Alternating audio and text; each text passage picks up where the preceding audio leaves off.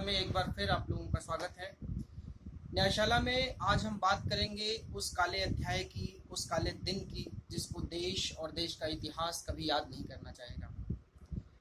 आज 25 जून है और आज ही के दिन 25 जून 1975 को देश में इमरजेंसी इम्पोज करी गई थी तब के तत्कालीन प्रधानमंत्री इंदिरा गांधी द्वारा।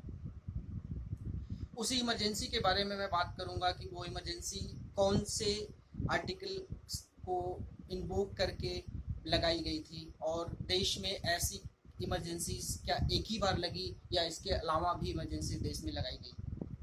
तो मैं आप लोगों को बता दूं कि देश में सिर्फ एक बार नहीं 3 बार इमरजेंसी लग चुकी है अब तक। हालांकि बहुत लोगों को यही पता होगा कि देश में केवल एक बार इमरजेंसी इम्पोज करी गई थी, लेकिन सच्चाई ये है कि देश में 3 बार इमरजेंसी लगाई गई थी। इमरजेंसी कब कब लगाई गई उसके बारे में मैं बात करूंगा। उसके पहले मैं आपको ये बताना चाहूँगा कि देश के संविधान में 3 तरीके की इमरजेंसी हैं: national emergency, financial emergency and state emergency. जो नेशनल इमरजेंसी होती है वो आर्टिकल 352 संविधान का डिफाइन करता है, आर्टिकल 356 स्टेट इमरजेंसी को डिफाइन करता है, आर्टिकल 360 जो संविधान का है वो फाइनेंशियल इमरजेंसी को डिफाइन करता है। तो आज मैं बात करूंगा उस नेशनल इमरजेंसी को जो इन्वोक करी गई थी देश के प्रधानमंत्री द्वारा 1975 की, और उसके पहले 2 बार जो और इमरजेंसी इम्पोज करी गई थी।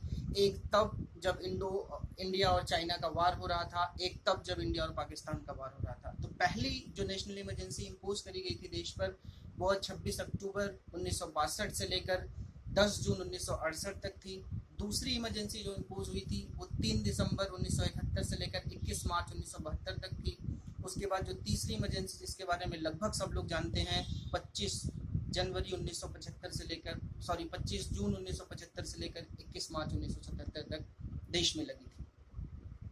अब देश में इमरजेंसी कब और किन हालात में लगाई जाती है तो उसके बारे में 2 सिचुएशन थी। 1978 से पहले जब 44वां संशोधन हुआ देश की पार्लियामेंट द्वारा, उसके पहले तक नेशनल इमरजेंसी के 2 सिचुएशन थी कि अगर कोई वॉर की सिचुएशन होती है, कोई ऐसा एक्सटर्नल एग्रेशन की सिचुएशन होती है जो देश बहुत उस समय वॉर में फंसा हुआ है और इमरजेंसी लगाने की ज़रूरत है, तब होता था। या फिर इंटरनल डिस्टर्बेंस अगर देश में है, कोई बहुत बड़ा इंटरनल डिस्टर्बेंस देश में क्रिएट हो गया है, उन 2 सिचुएशंस में इमरजेंसी का प्रोविज़न था 1978 से पहले। लेकिन 1978 में देश के संविधान ने बदलाव किया और केवल एक्सटर्नल एग्रेशन और वार के सिचुएशन में ही इमरजेंसी, उसके बाद से ये संविधान में संशोधन हुआ और उसके बाद से केवल एक ही सिचुएशन में इमरजेंसी लगाई जा सकती है। अब मैं बात करूंगा स्टेट इमरजेंसी की। स्टेट इमरजेंसी नॉर्मली हम स्टेट इमरजेंसी नहीं बोलते हैं, इसको हम नॉर्मली प्रेसिडेंट रूल बोलते हैं, जो स्टेट पर लगाई जाती है। जो जब इस तरीके की सिचुएशन हो जाती है कि उस स्टेट की गवर्नमेंट उस स्टेट को नहीं संभाल पा रही है और गवर्नर अनुशंसा करता है, गवर्नर पत्र लिखता है, गवर्नर बताता है कि इस प्रदेश की स्थितियां ठीक नहीं है, राष्ट्रपति फिर कैबिनेट से सलाह मांगता है और कैबिनेट के अनुशंसा पे उस प्रदेश में स्टेट इमरजेंसी लगा दी जाती है। फाइनेंशियल इमरजेंसी आर्टिकल 360 बताता है। फाइनेंशियल इमरजेंसी की सिचुएशन में क्या होता है कि देश की जो जितनी भी वित्तीय संस्थाएं हैं वो चाहे स्टेट से ऑपरेट होती हैं चाहे सेंटर से ऑपरेट होती हैं, उस समय वो केवल सेंटर से ऑपरेट होंगी वो। और जो फाइनेंशियल इमरजेंसी होती है उसका ड्यूरेशन 2 मंथ का होता है। अगर उस 2 मंथ में दोनों लोकसभा और राज्यसभा इसको पास कर देती हैं तो उसको एक्सटेंड किया जा सकता है, लेकिन अगर पास नहीं होता है लोकसभा और राज्यसभा से तो एक्सटेंड नहीं किया जा सकता। नेशनल इमरजेंसी की भी कुछ बातें मैं आपको बताना चाहूँगा कि इस ड्यूरेशन में क्या होता है। इस ड्यूरेशन में जो आपके फंडामेंटल राइट्स होते हैं उनको सस्पेंड कर दिया जाता है और नेशनल इमरजेंसी कैबिनेट अप्रूव करती है, प्रधानमंत्री की अध्यक्षता में राष्ट्रपति को भेजती है और वो नेशनल इमरजेंसी 1 महीने के लिए इम्पोज होती है। और उस 1 महीने के ड्यूरेशन में लोकसभा और राज्यसभा से दोनों से ये पास होना चाहिए और एक बार अगर पास हो गया तो अगले 6 महीने के लिए एक्सटेंड कर दी जाती है।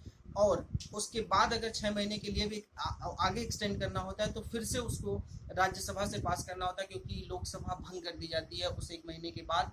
और उसके बाद हर 6 महीने में उसको एक्सटेंड इंडेफिनिट पीरियड के लिए किया जा सकता है, लेकिन उसका राज्यसभा से पास होना बेहद जरूरी है।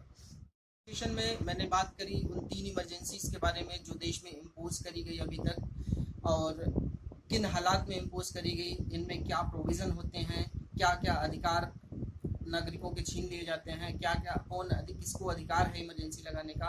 आज के सेशन में बस इतना ही।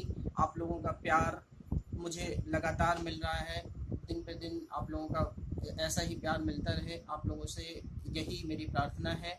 और अगर ये जानकारी आप लोगों को रुचिकर लग रही हो, ज्ञानवर्धक लग रही हो, तो अन्य लोगों तक ये जानकारी ज़रूर पहुंचाएं। और आपका कोई भी फीडबैक हो, आप किसी भी विषय पर चाहते हैं कि मैं अपनी राय रखूं, तो ज़रूर बताएं कमेंट बॉक्स में। आप सभी लोगों का एक बार फिर से तहे दिल से धन्यवाद।